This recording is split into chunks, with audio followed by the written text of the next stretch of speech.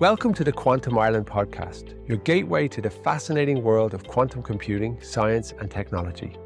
Our podcast delves into cutting-edge research, groundbreaking discoveries, and innovative applications emerging from Ireland's vibrant quantum community. Join us on this journey as we unravel the mysteries of quantum computing and uncover the endless possibilities it holds for the future. Get ready to dive deep into the quantum revolution with the Quantum Ireland podcast.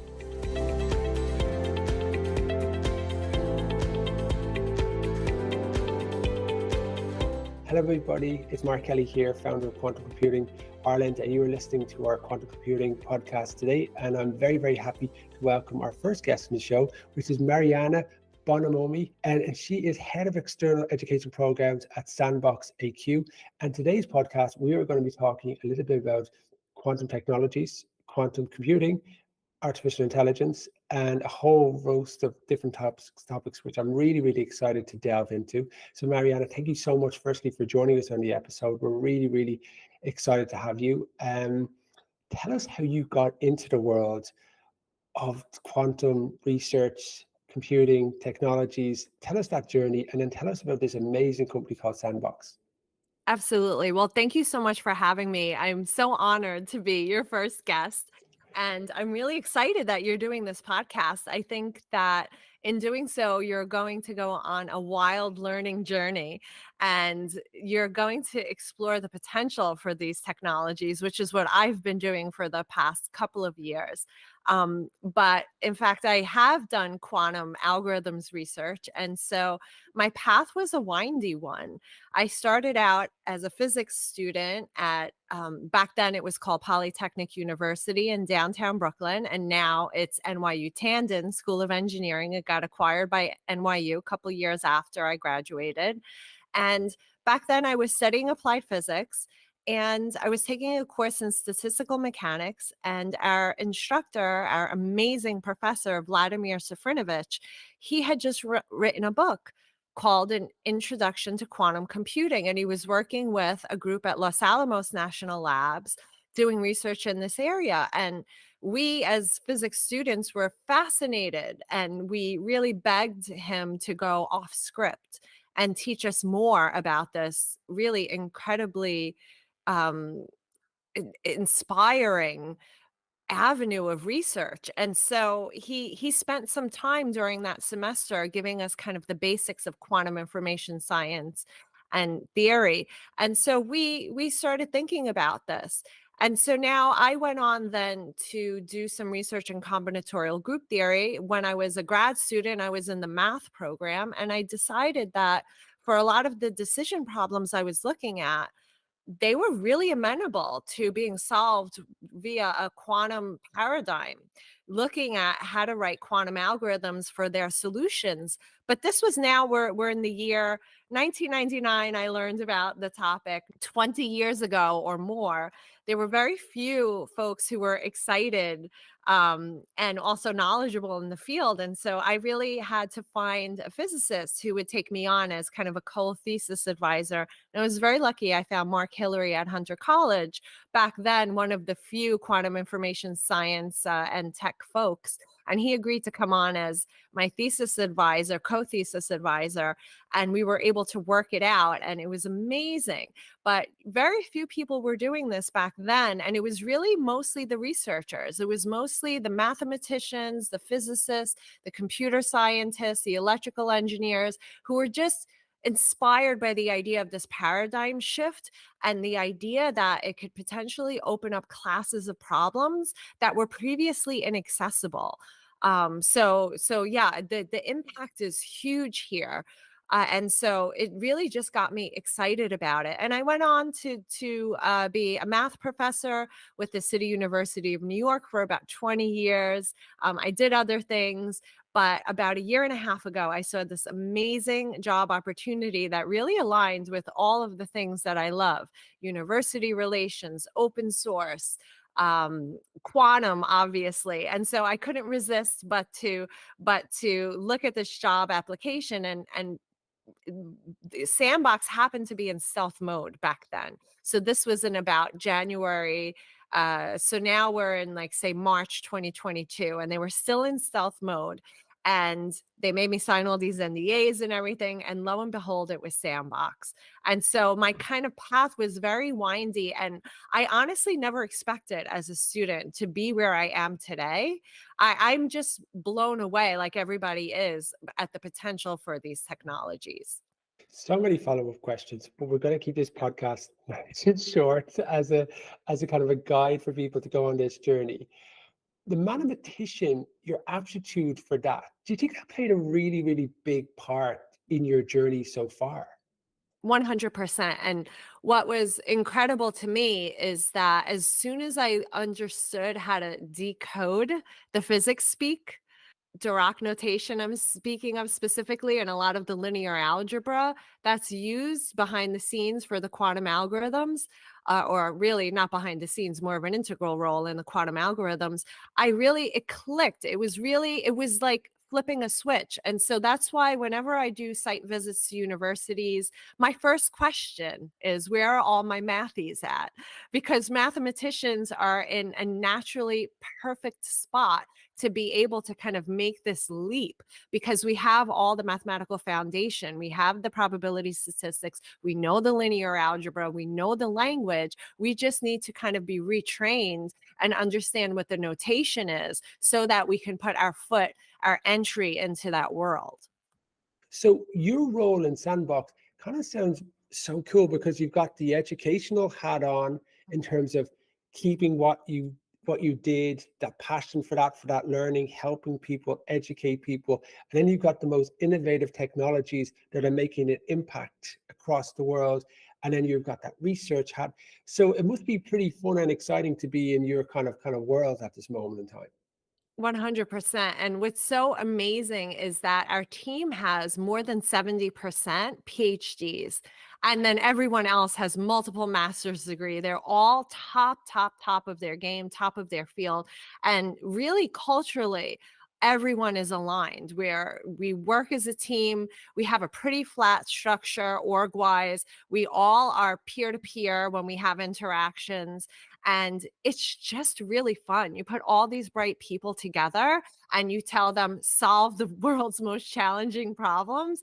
And it's urgent. I mean, we're tackling, diseases like Alzheimer's and Parkinson's, and thinking about climate science, new materials, battery science, all these kinds of things that really are meaningful to us and our families and the rest of the world. These are global challenges. So you put the brightest minds and you say, okay, now here is your mission.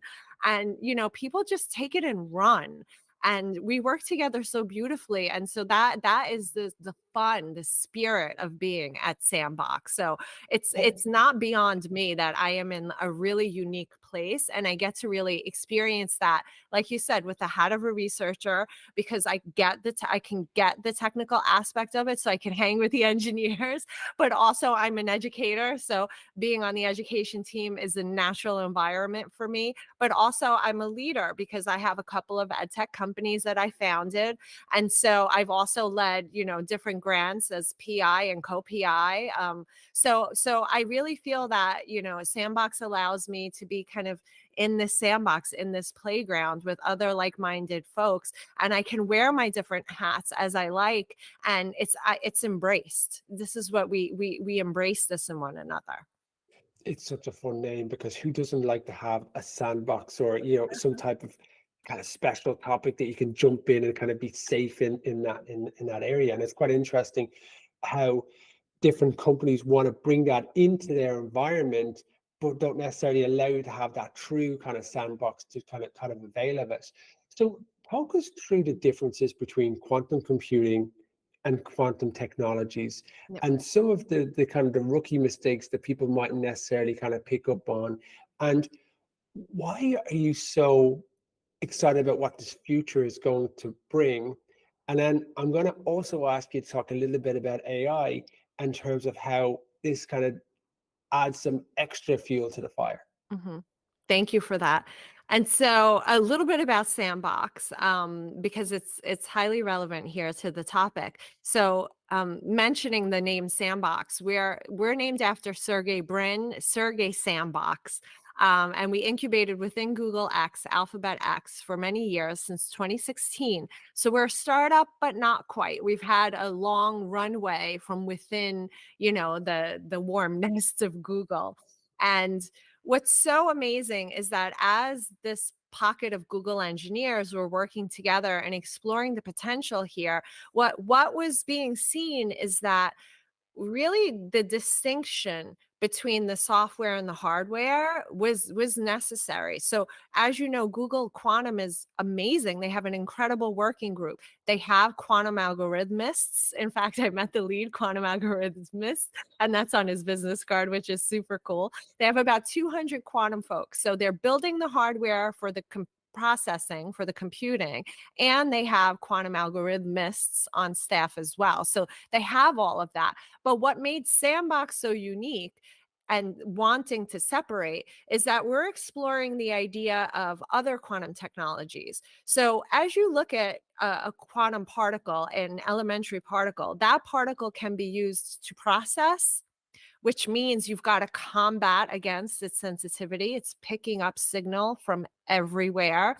And so that's why when you see quantum computers, if you see a photo of it, they look like these gold, shiny they call it the chandelier. They have these dilution fridges because they have to cool it down so that they could isolate the signal and use it in a way that they can do logical processing. That's complicated. That's a huge engineering challenge. So that's fighting against the particle's natural sensitivity. That's when you're doing processing. What we were excited about is how about we take this sensitivity and we embrace it and we use that quantum particle as a sensor. And now that's quantum data. And that quantum data can tell us a lot of valuable things. For instance, it could pick up magnetic field. And so how we're using that is we're building quantum hardware using these amazing quantum sensors. And that quantum hardware allows us to look at the magnetic field for the heart, for the earth. And so we're able to have these incredible applications. However, none of this works without the AI. So for us, there's no quantum and AI separate buckets. For us, it's very much this melding of the two technologies together because none of our applications work one without the other. We need both. And so the layer of AI comes in when we take that quantum data and now we've got to denoise that signal. And so if we're looking at the magnetic field map of the heart, we're looking at this as an image actually. And then we're using AI on those images of these potential magnetic field maps, and we're doing comparisons. We're saying, okay, if I have a mapping of the magnetic field of the person's heart, how does it compare with the magnetic field of a healthy heart? And is there anomaly there? And if there's anomaly there, then there tends to be disease. So we can very accurately detect specifically non-STEMI heart attacks. And what's so cool is that we can do this without shielding, because usually these devices need to be, as an MRI is, in a huge shielded environment to reduce the noise. We don't need to worry about that. That's where the AI comes in. That's the superpower of the AI. No matter what's going on in a hospital setting, your Apple Watch, the elevator going up and down, all the other devices, people walking around, we can denoise, we can get rid of all of that, noise, and we can see what the true signal is. So that's an example of how for quantum technology, how it's different than the processing, but we also need the AI to come together to make it a useful application. I love the way you've given a practical example about that because the work that you're doing and the team is doing, we've all got skin in the game. We've all got family members in Yep. this situation. We potentially have this situation ourselves in the future. So the why becomes very, very straightforward, which is phenomenal. And when we talk about, let's think about the quantum computing becoming a reality and some of the downsides of that. For example, talk to me about like encryption and some of the things that will break that we may not necessarily think will be a problem, but suddenly can become a real issue. Absolutely. And that's another one of our verticals. So at Sandbox, we're kind of like three startups smushed into one, where we have our sensing, quantum sensing, which I talked about, medical diagnostic devices, quantum navigation. So that's one division. But then we also have a cybersecurity division. And we have a simulation and optimization division. So, just touching very lightly on the simulation and optimization first, that's where we do our drug discovery. So, I mentioned that we're working on therapeutics for Alzheimer's and Parkinson's. And so, simulation and optimization allows us to do that. And AI comes into play very distinctly in those scenarios as well. So, that vertical is amazing. And we're making a lot of strides there. But to focus on your question in the cybersecurity, we've really thought about this a lot. So we have world-class cryptographers. A lot of our cryptographers are in Spain and in France, in Paris. We have a Paris office. We acquired a company called CryptoSense. And they have an amazing product that we kind of absorbed and now we're building on to do inventory for different financial services providers, healthcare services providers, government agencies, and so on, looking at inventory of their cryptographic protocols, and then working to remediate where we find vulnerability to quantum attack. We're working to remediate that, and we help folks re-architect their cryptographic protocols so they have this modern and agile setup so that they can swap out protocols as new ones come into place. So when you look at the quantum threat, so to speak, really the quantum threat comes in that in the 90s, Peter Shor was a researcher who came up with this incredible algorithm which allowed for fast factoring. And so right now, a lot of our modern cryptographic protocols rely heavily on the fact that if we have these large, say 200 or plus digit numbers, it takes kind of sometimes approaching the age of the universe in order to factor those numbers. And that difficulty in factoring is what provides security for us. We use these as keys.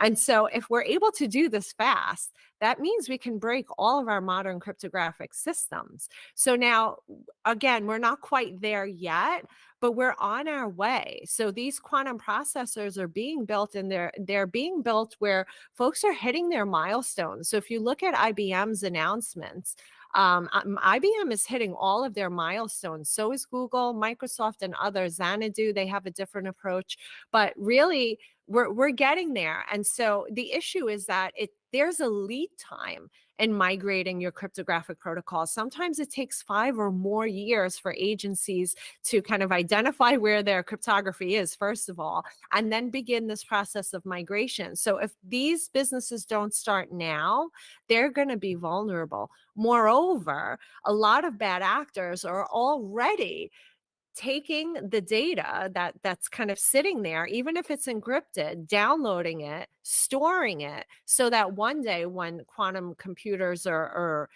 large enough and powerful enough to decrypt that information, they have that information. It'll still be valuable. So this is called store now, decrypt later attacks, and this is currently happening, and it's provable.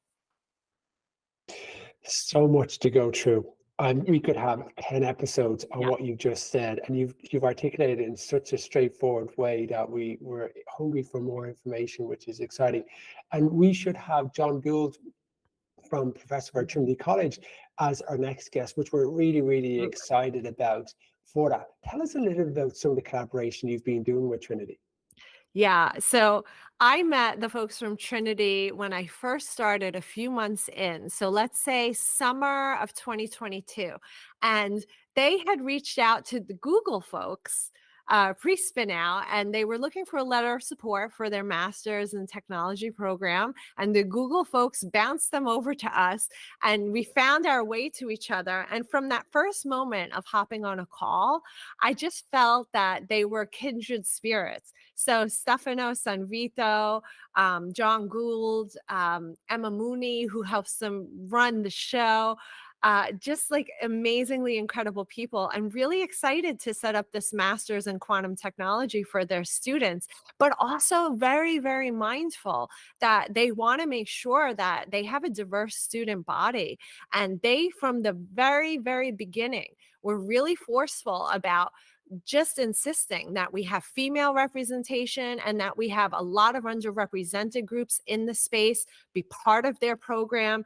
And this was an alignment of values. That's exactly what we're looking at for our education group here at Sandbox, where an integral part of our mission is to increase diversity in the space and not to replicate any of the errors that we made in the AI space, where we have this large skills gap and we don't have much diversity. We're working on it, but we're not quite there yet. So we want to make sure from the get-go, as we build this quantum ecosystem, we address these concerns head on from the beginning. And so I heard that they had created 4 female scholarships for students via Microsoft funding. And I got so excited about that. And I was there because we had hosted a diversity in quantum event and dinner, and I was there on a visit, and we were at the pub. And John Gold, I said to him, John, what's missing in your program? What's next for you? What do you really hope you can do? And he said, well, we want more students from the Global South. And I said, well, let's make that happen. Even if we start with a couple, we start small, and we make this a call to action. And so that's exactly what we did. We're so pleased now that they're accepting applications, 2 students full ride, because what he was telling me is that students, say from Africa, for instance, they would apply to the program, but the issue is that they didn't even have the funding to travel to Trinity, let alone live there, purchase their books, pay for the tuition, so on and so forth. And so that's why we made it full ride, all of it, all of the fees are included. So we're so proud about this collaboration. And we know that they're going to just keep expanding their program, and it's going to get bigger and better. Yeah, it's really, really exciting. And I love how you've taken that and built it as a foundation and then go forward from there. And that's how we become better as a society, which is wonderful. I could chat with you all day, and thank you so much for your time today. We've been chatting with Marianna Bonanome, Head of External Education Programs at Sandbox AQ. Marianna, thank you very much for your time today. Thank you so much, Mark. It's such a pleasure.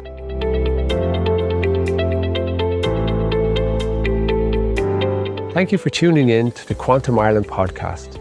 Stay connected with us for future episodes where we'll continue to explore the mysteries of the quantum realm and keep you updated on the latest developments from Ireland's quantum community.